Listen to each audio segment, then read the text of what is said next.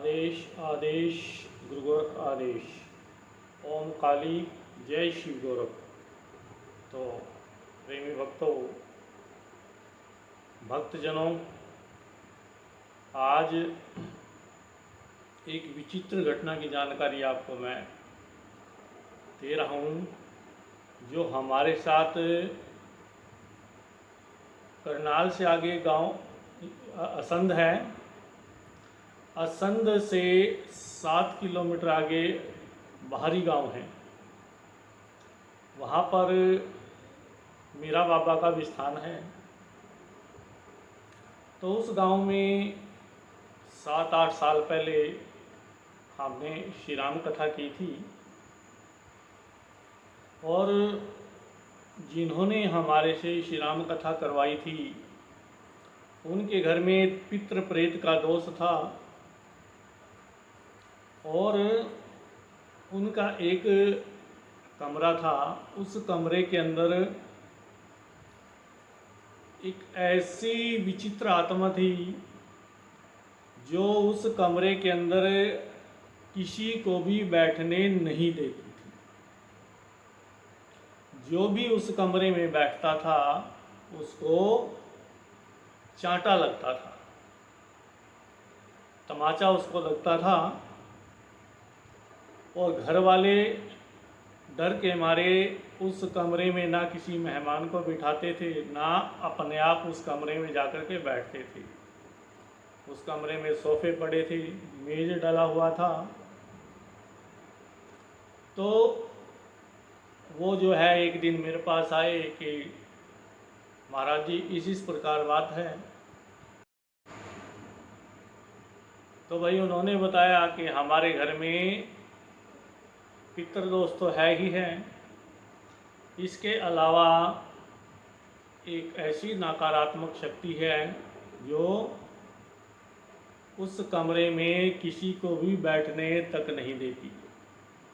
पूरा घर परेशान कर रखा है। तो जब मैं उनके यहाँ गया तो हमने जो है पहले ही दिन से श्री राम कथा आरंभ कर दी। आरंभ करने के बाद जो वो चुड़ैल थी उसने अपना प्रभाव दिखाना आरंभ कर दिया, लेकिन हम बिल्कुल भी नहीं डरे, क्योंकि हम पक्के गुरु के चेले हैं, पक्के गुरु के शिष्य हैं। कच्चे गुरु के शिष्य हम हैं ही नहीं। जब पहले दिन की कथा को विश्राम दिया गया और उसके बाद जब दूसरे दिन की कथा को भी विश्राम दिया गया, तब जिस कमरे में मैं सोता था, जो यजमान परिवार था उन्होंने मेरे लिए कुछ प्रसाद निकाल के रख दिया था कि महाराज जी आप इस प्रसाद को खा लेना। और मैंने उनको बोला था कि भाई ये प्रसाद मुझे मिलेगा ही नहीं, आप इस प्रसाद को रख रहे हो लेकिन ये प्रसाद मेरे लिए है ही नहीं। तो रात्रि में जैसे 12 बजे मैंने अपनी करवट बदली, तो वो चुड़ैल बिल्ली का रूप धारण करके सारा, जो चुड़ैल थी वो बिल्ली का रूप धारण करके सारा प्रसाद खा गई, और जरा से प्रसाद के दाने दिखाने के लिए इधर उधर उसने बिखेर दिए। जब मैं सवेरे उठा मैंने देखा कि भाई प्रसाद गायब है, बिखरा, दो चार दाने जो हैं वो प्रसाद के बिखरे पड़े हैं। तब मैंने सवेरे उनको दिखाया कि देखो मैंने तुम्हें बोला था ना कि ये प्रसाद मेरे लिए नहीं है, मैं इस प्रसाद को नहीं खा सकता। तो फिर वो मुझे उस कमरे में ले गए जहाँ वो चुड़ैल वास करती थी। मैंने उनका सारा घर देखा तो घर के सामने एक बेरी का वृक्ष था। मैंने देखा, ध्यान लगाया कि इस बेरी के वृक्ष के ऊपर ये चुड़ैल जो है वास करती है, और उसके बाद मैंने उन्हें आदेश दिया कि भाई सबसे पहले इस बेरी के वृक्ष को आप कटवाओ, कल सुबह होते ही इस बेरी के वृक्ष को आप कटवा दो। उन्होंने मेरे आदेश का पालन किया, उस बेरी के वृक्ष को काट डाला। तब मैंने कहा कि भाई अब हम जिस कमरे में वो चुड़ैल है उसी कमरे में हवन करेंगे। वो सारे डरे। मैंने बोला भाई विश्वास करो तुम्हें कुछ नहीं हुआ बिल्कुल भी।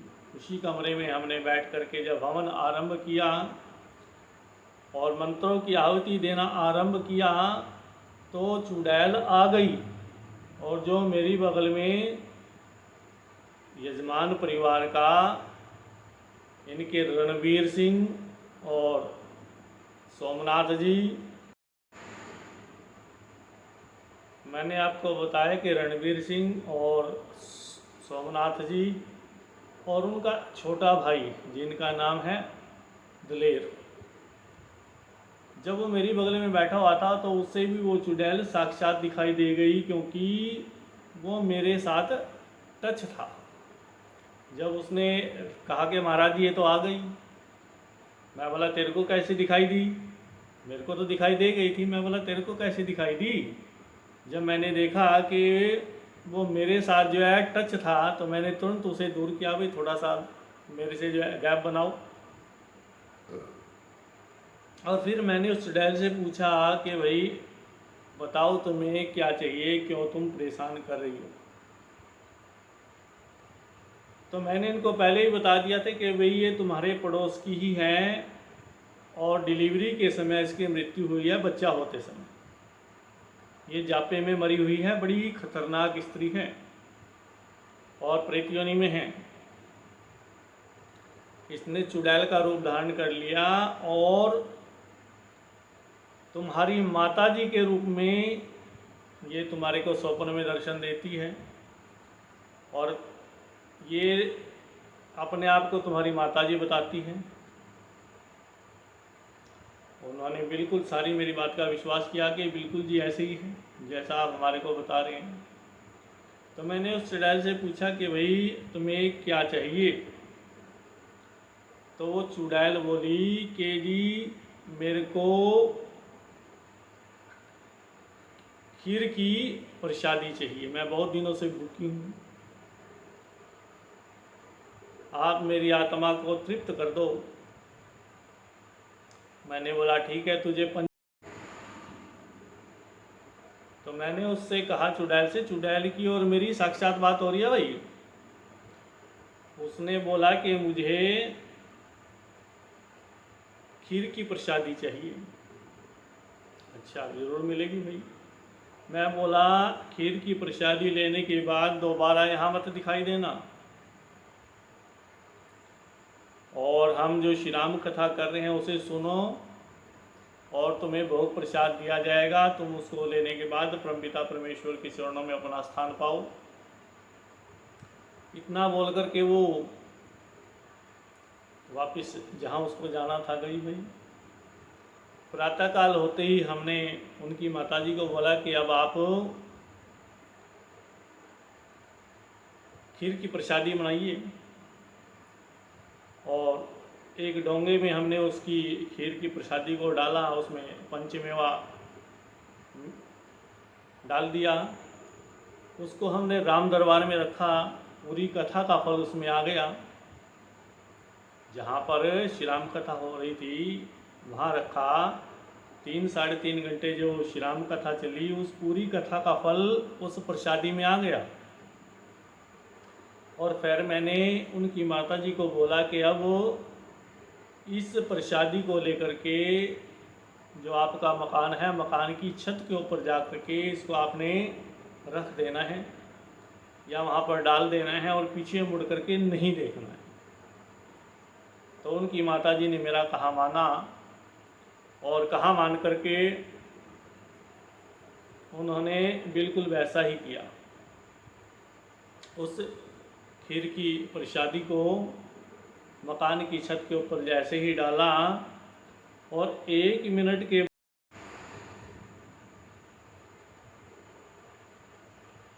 और खीर की प्रसादी को डाल करके वो छत से नीचे आ गई। 1 मिनट के बाद उसके मन में आया कि चल करके देखूं तो सही, और वो जैसे ही छत के ऊपर गई, वहाँ पर उसको खीर की प्रसादी नहीं मिली, धोवन तक नहीं मिला। वो सारा का सारा प्रसाद चुड़ैल खा गई, और खाने के बाद उस दिन के बाद उनके घर में वो दिखाई तक नहीं।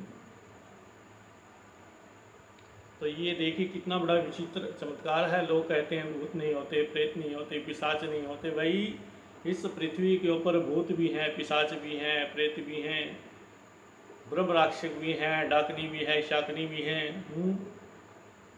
और परमपिता परमेश्वर जिन्होंने सृष्टि की रचना की है वो तो साक्षात कण कण में विराजमान हैं। इसके बाद जब कथा का 5वां दिन आया तो इन्हीं के परिवार की 2 लड़कियां, श्री राम कथा में ही उनको सवारी आ गई। हमने बताया भी इन्हें मसाण रोग है, इन्हें मसाण है, ये दिन पर दिन जो है सूखती जा रही हैं। तब वो चीखने लगी, चिल्लाने लगी, और हमने उनको उस समय तो शांत कर दिया कि इनको हम रात्रि में देखेंगे। रात्रि में हमने सबको बिठाया, और बिठाने के बाद जैसे हमने सुंदरकांड का पाठ किया तो वो दोनों लड़कियां चीखने लगी, चिल्लाने लगी। तब मैंने आदेश दिया कि इनके अंदर से निकलो, और वो मसाण उनके दोनों लड़कियों के अंदर से निकल गया तो पूरे हॉल के अंदर, पूरे घर के अंदर चिता की बदबू फैल गई। जैसे चिता को जलाते और पूरे घर में